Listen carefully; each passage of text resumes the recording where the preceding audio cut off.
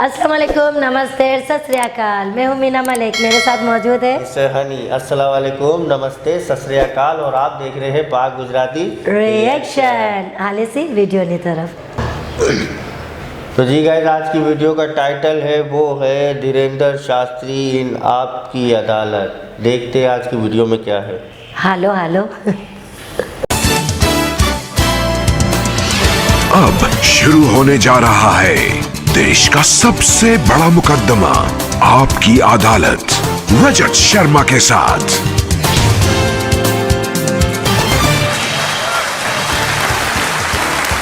नमस्कार, आपकी अदालत में आपका बहुत बहुत स्वागत है। आपकी अदालत में हम ऐसे लोगों को इनवाइट करते हैं जिनको लेकर जनता के मन में उत्सुकता रहती है, जिनसे लोग सवाल पूछना चाहते हैं, जिनके बारे में लोगों के मन में क्यूरियोसिटी होती है। पिछले दिनों मैं जहां भी गया, लोगों ने मुझे एक शख्स के बारे में कहा, आप इन्हें आपकी अदालत में बुलाइए। और मैं भी सोचने के लिए मजबूर हो गया, ये कौन है जिसके बारे में हर पब्लिक फंक्शन में लोग मुझे कहते हैं, जिसके बारे में लोग मैसेज भेजते हैं, दर्शकों की बार बार मांग आती है। पता किया, इनकी सोशल मीडिया पर काफी फॉलोइंग है। जब ये अपने घर से बाहर निकलते हैं तो सड़क पर ट्रैफिक जाम हो जाता है, लाखों लोगों की भीड़ इकट्ठा हो जाती है। इस शख्स को आपकी अदालत में आमंत्रित कर रहा हूं। प्लीज वेलकम बागेश्वर धाम के प्रमुख धीरेन्द्र कृष्ण शास्त्री।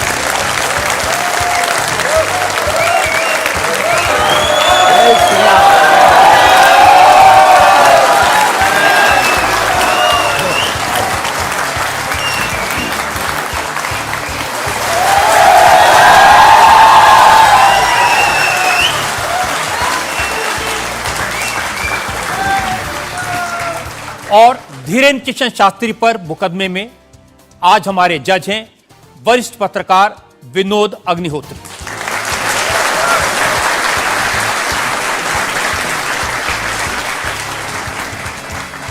इससे पहले कि मुकदमा शुरू करें, इल्जामात सवालात का सिलसिला शुरू करें, आज के जज विनोद अग्निहोत्री की इजाजत चाहेंगे आज की कार्रवाई शुरू करने के लिए।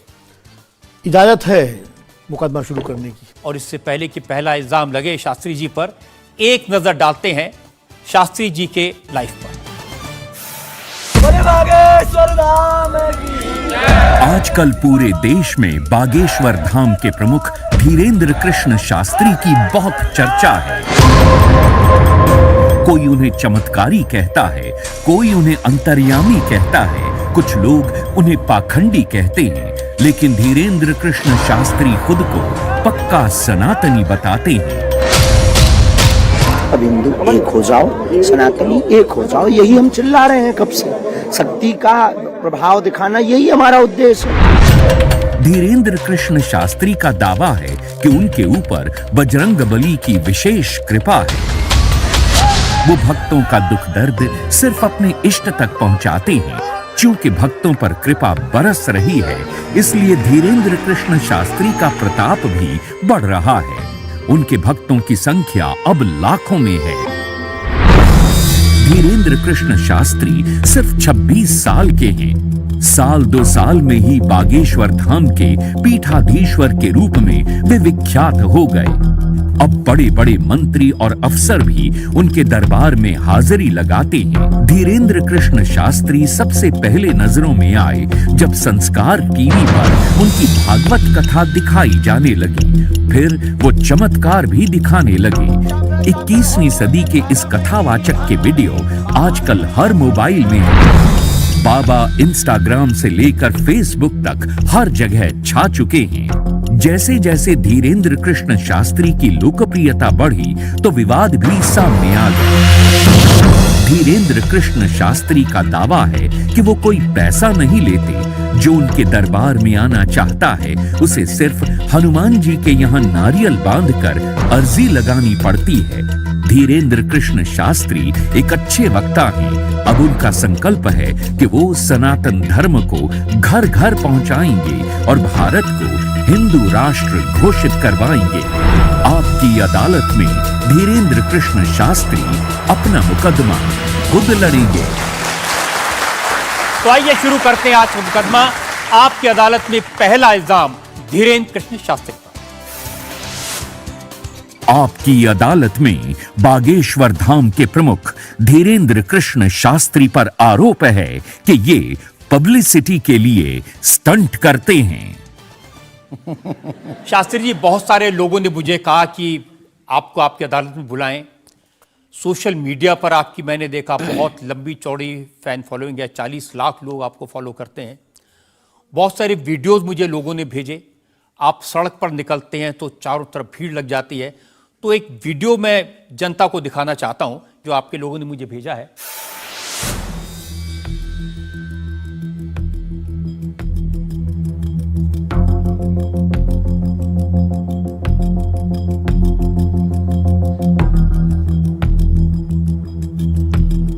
तो ये वाकई में शास्त्री जी असली वीडियो है या पब्लिसिटी स्टंट है, बनाया हुआ है? लोगों की अपनी अपनी भावनाएं होती हैं, अपनी दृष्टि से देखने की। ये वास्तविकता एक जगह की नहीं है। जहां जहां बागेश्वर बालाजी का दरबार लगता, जहां जहां बागेश्वर बालाजी की कृपा से दास कथा करने जाता, ये तो कम है, कैमरे में कम आया है और ज्यादा है।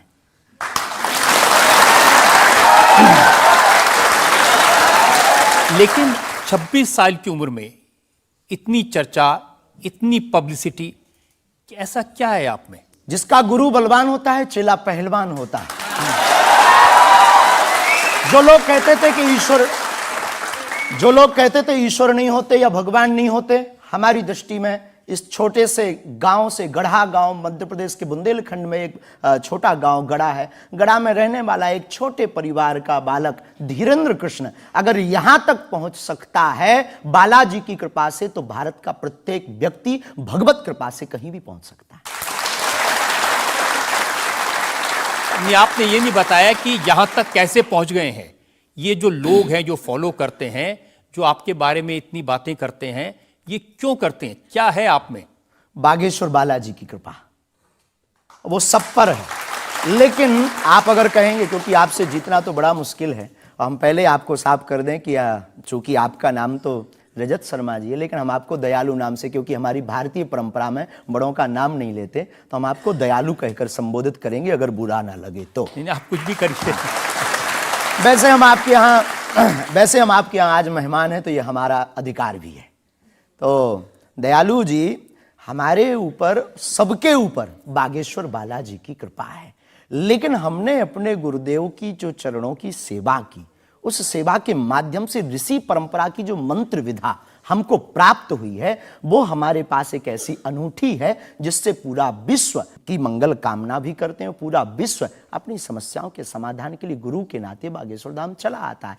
शायद इसीलिए लोग हमारे पास आते हैं। मैंने तो ये देखा कि जब से आप संस्कार टीवी पर आना शुरू हुए और लोगों ने आपके प्रवचन सुने, उसके बाद लोकप्रियता बड़ी तेजी से बढ़ने लगी। हाँ, ये कह सकते हैं माध्यम है, परंतु देखो साधन है, साध्य नहीं।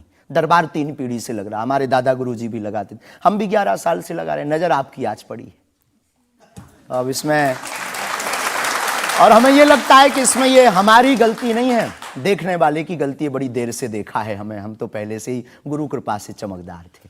मुझे तो लग रहा है बहुत जल्दी देख लिया आपको, भी तो आपकी उम्र ही कुछ नहीं है। हम उस परंपरा से हैं, जब 5 वर्ष की अवस्था में ध्रुव जी लीला कर सकते हैं, प्रहलाद जी लीला कर सकते हैं, तो हम 26 साल में क्यों नहीं लीला कर सकते? तो आपने क्या क्या लीलाएं की हैं? कोई ऐसी लीला नहीं की जिसमें हम फंसे, लेकिन आपकी अदालत में आए हैं, और आपके उसमें आप जो कह रहे हैं, तो हमारे जीवन में गुरु कृपा से जो किया सब सनातन के लिए किया, और केवल सनातन के लिए करें। लीला का मतलब ये, हम कोई ईश्वर नहीं है, हम कोई भगवान नहीं है। साधारण जैसे ये इंसान है, वैसे हम मानव हैं, हम में कोई अलग नहीं है। बस हमने अपनी परंपरा को ठीक से जाना, ये अलग है।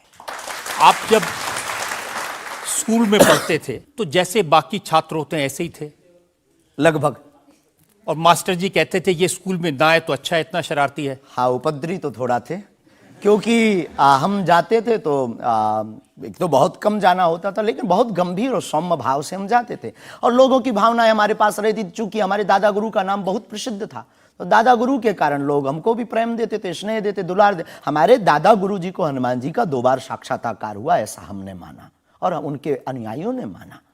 तो हम जब स्कूल में जाते थे तो बचपन से ही बड़ी कृपा थी, तो लोग बच्चे हमारे पास आते थे, सब क्लासें एक साथ हो जाती थी, 9वीं 10वीं 8वीं सब एक हो जाती थी, जिसमें हम बैठते थे। अच्छा महाराज जी बताइए हमारी कितनी परसेंटेज बन रही है। तो हम वो बचपना उस वक्त ऐसा भाव रहता था दिखाने का। अब तो बहुत गंभीर हो गए, लोगों ने कह करके हमें बड़ा गंभीर बना दिया। तो वो भाव रहता, अच्छा ठीक है तेरी प्यारे 56% बन रही और मेहनत कर 60 हो जाएगी। तो कौन हनुमान जी बताते थे कितनी परसेंटेज है? गुरु प्रेरणा हमसे कोई शक्ति बात नहीं करती है, कोई सामने नहीं हमारे पास बैठती है, हमें तो अनुभव होता है, प्रेरणा होती है, जो ऋषि परंपरा में प्रेरणा है। जो हमारे भारत में अनेकानेक महापुरुष, तो हमको प्रेरणा लगती है, ऐसा अनुभव होता है कि ऐसा होगा, जैसे हमें प्रेरणा लग जाती है कि ऐसा होगा, वो हम लिख देते हैं और इष्ट कृपा से और अपने इष्ट के प्रति आस्था से वो बात सत्य निकलती है। हमारा जीवन भी बड़ा अभाव से गुजरा। एक छोटी झोपड़ी रहती थी, वो भी झोपड़ी कच्ची झोपड़ी, उसमें पिताजी रहते थे, हमारी माँ, हमसे छोटी बहन और उससे छोटा भाई, 5 लोग उसमें रहते थे। उसी में भगवान को स्थान था। दादा गुरुजी निर्मोही अखाड़ा से साधु थे, तो उन्हें परिवार से ज़्यादा मतलब नहीं था। तो बड़ा अभाव में गुजरा हमारा जीवन, बहुत विचित्र स्थितियों में गुजरा। लेकिन अभाव ने प्रभाव की महिमा बताई और आज प्रभाव ने हमें अभाव की महिमा बताई। तो आप कह रहे हैं कि जब छात्र थे तो साधारण छात्र थे जैसे बाकी बच्चे होते हैं, वैसे आज घर परिवार वैसा था जैसे बाकी लोगों का होता है? कोई नई बात नहीं, कोई ऐसा, हम कोई ईश्वर नहीं है, हम संसार से कोई अलग से ब्रह्मा जी की फैक्ट्री से सेट नहीं भये। हम जैसे दुनिया है वैसे हम हैं, बस गुरु परंपरा और हनुमान जी की कृपा क्या होती है, शायद हनुमान जी ने और गुरु ने हमको चुना ये ललकार कर बताने के लिए, हमें लगता है हमारा। तो इस देश में तो बहुत सारे लोग हैं जो हनुमान जी के भक्त हैं, करोड़ों लोग। हाँ, मंगलवार को शनिवार को मंदिरों में जाते हैं, व्रत रखते हैं, प्रसाद चढ़ाते हैं, तो हनुमान जी ने आपको क्यों पकड़ा? कुछ ज्यादा ही घनिष्ठता होगी हमारी, उनको ज्यादा मोहब्बत हम पर आई होगी। लेकिन इस करोड़ों लोगों में हनुमान जी के लाखों भक्त हैं, उन्होंने अपने लिए मांगा और हमने पूरी विश्व के लिए मांगा। इसीलिए हमें लगता है कि हम में और बाकियों में अंतर है। देखिए आपने क्या मांगा, इसके कुछ वीडियोस मैंने देखे हैं। वाह। आप लोगों से कह रहे हैं कि आपके पास जितना चाहे दान दे दो, अपना मकान दे दो, फ्लैट दे दो, बंगला दे दो, घोड़ा दे दो, गाड़ी दे दो, सोना चांदी, बैंक, एफडी, मंगलसूत्र, अंगूठी, लुगाई लड़का छोड़ के सब मुझे दे दो। ये हमारा डिस्क्लेमर रहता है दरबार के पहले का। लोगों को जो भावनाएं रहती हैं कि गुरु परंपरा के लोग और साधु लोग दरबार इसलिए लगाते हैं, भगवान को इसलिए रखते हैं कि ये कमाई का जरिया बनाते हैं। और हमने अपने दरबार में बैनर लगा करके वो माइक पर ठोक करके बोलते हैं कि यहाँ किसी भी प्रकार का शुल्क, फीस, दक्षिणा नहीं लगता। पर अगर तुम शिष्य मानते हो अपने आप को और हम गुरु हैं, तो गुरु परंपरा के नाते अगर कुछ भी तुम दे दो, अगर आप भी इंडिया टीवी का ये हाउस हमारे नाम करें, हमें कोई दिक्कत, हमें कोई दिक्कत, और लेते भी हैं। लेना बुरा नहीं है, उपयोगिता बुरी है, लेकर के उसका सदुपयोग करते या दुरुपयोग करते। हम लेते हैं, कोई अगर देता है तो स्वीकार करते गुरु के नाते। हम उस परंपरा से हैं जहां अंगूठा तक दान गुरु को दे दिया जाता है, हम भी लेते हैं। कितना कितना कमा लेते हैं? हमारी तो कोई फिक्स कमाई नहीं है, क्योंकि हमारी कोई कंपनी या बिजनेस नहीं है। कोई चढ़ा जाता है, हमारे पास करोड़ों सनातनियों का प्यार, लाखों करोड़ों लोगों की दुआएं, हजारों संतों का आशीर्वाद, इतनी कोई हिसाब किताब तो रखता होगा ना कि कितना पैसा आया, जितने सनातनी उतनी कमाई, हिसाब आप लगाओ।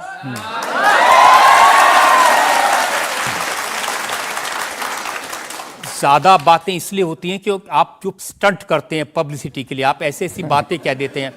आप कहते हैं कि बिना वीजा के हनुमान जी रावण की लंका में घुस गए थे। ये जो मॉडर्न युवान भाई बहन है, इनको लंका प्रवेश के बारे में बताएंगे तो इनको ये लगता है कि ये घिसी पिटी बातें इनके दादा परदादा बताते रहे, ये बेचारे ऊब गए। इनको कुछ ऐसा चाहिए कि उस अध्यात्म से कनेक्ट हो पाए। और जैसे रावण ने मुझसे फोन पे बात की। हाँ बिल्कुल, हम वही बोलने ही वाले थे। लगता है आज हमारी शक्ति आपके पास पहुंच गई। तो हमें आपको समझाना है, रावण से फोन का बात का मतलब सबके अंदर रावण बैठा है। कोई ऐसा दुनिया में नहीं जो गलत कृत्य देख रहा, गलत कर रहा और सच जानते हुए चुप है, वो रावण की दृष्टि का आदमी। तो हनुमान जी लंका गए, इसको इन युवानों को कैसे जोड़े? इन्हें तो बीजा, पाठपोष, फॉरेनर ये शब्द पता है, तो इनसे कनेक्ट करने के लिए हमारा अध्यात्म इतना विशाल और इतना अथाह है कि उसमें कुछ भी आप डाल दो वो आप स्वीकार सोच रहे हैं करेंगे। कि आपको अध्यात्म पता है, इनको नहीं पता।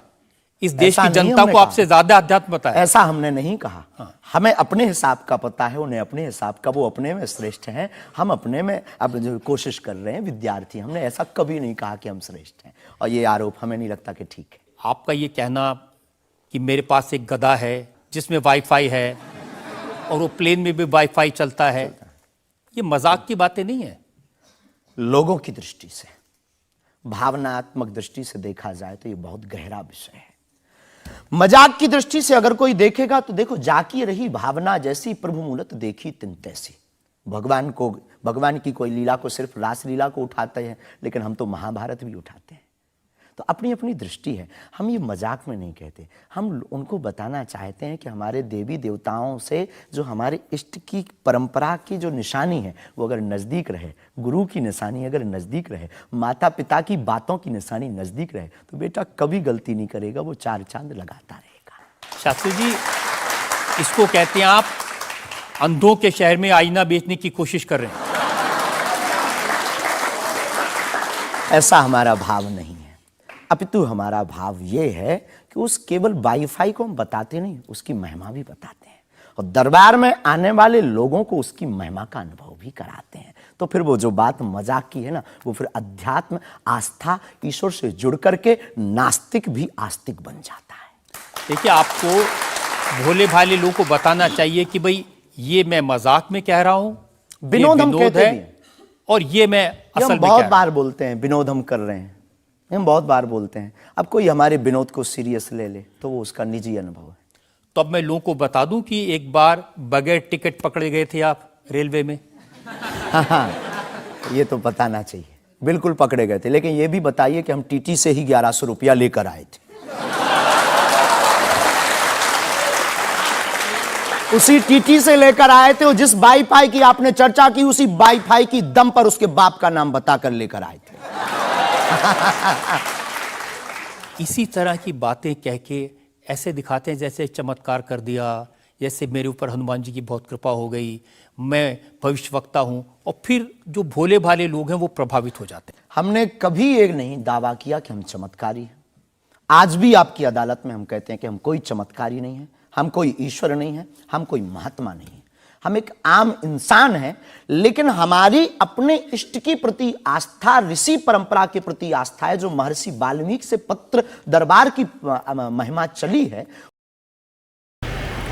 जी गाइस, तो आज आपने देखा स्वामी जी ने आपकी अदालत में, आज वो खुद अदालत बने हुए हैं, और किस तरह से इनसे सवाल जवाब पूछे जा रहे हैं, और वो एक एक हर किसी के बस की बात नहीं है आपकी अदालत में खड़े रह के सामने वालों को चुप करा देना, जबकि वो सामने वालों को चुप करवा देते हैं। और आज स्वामी जी इन सब को चुप करवा रहे हैं और सबके सवालों का जवाब भी दे रहे हैं, और किस तरह से वो दे रहे हैं वो सारी दुनिया सुन रही है। हाँ बिल्कुल, उनका कहना यही है कि देखिए जो है कि मतलब कि मैं कुछ नहीं हूँ, ठीक है, मेरा ऐसा कुछ नहीं है, मैं एक आम इंसान हूँ, एक आम नागरिक छो। એમનું કહેવાનું એમ છે કે હું એક આમ નાગરિક છું, મને નાગરિક જ સમજો, ઠીક છે।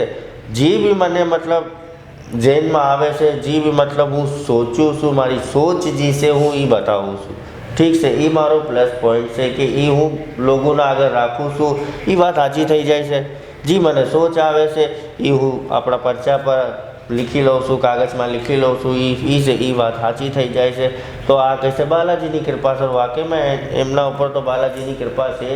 और आपकी अदालतમાં તમે देखो कि कोई એમના ઉપર કોઈ એવો પ્રેશર हमने નથી नजर આવી રહ્યો કે એ ક્યાંય से भी हमने लागे कि यार आ पकड़માં આવી રહ્યું છે, કે એ છે बिल्कुल साफ सुथरा जेलના जी बात કરી રહ્યા છે, એ વાત એમ કરી રહ્યા છે કે મને બંગલો દઈ દો, મને ગાડી દઈ દો, મને મોટરસાઇકલ દઈ દો, મને ઘર દઈ દો, મને જગા દઈ દો, મને જમીન દઈ દો, મને સોનું દઈ દો, હું બધું લઈ લેવાનો. લેકિન શું કેના માટે કોઈ મતલબ એ નથી કે કહેશે ને કે બસ ખુશીથી.